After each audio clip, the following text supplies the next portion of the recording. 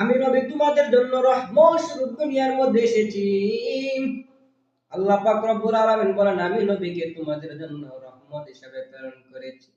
নবীর অনুকরণ করবা, নবীদের সুন্নাত মোতাবেক তুমি জীবন পরিচালনা করবা, নবীর সুন্নাত পালন করবা, মুখের মধ্যে তুমি দাঁড়িয়ে রাখবে সলিতার এই যে সাতারকুনা মাদ্রাসার মধ্যে তুমি তোমার সন্তানগুলোকে দিয়ে দিনের শিক্ষা দান করবা।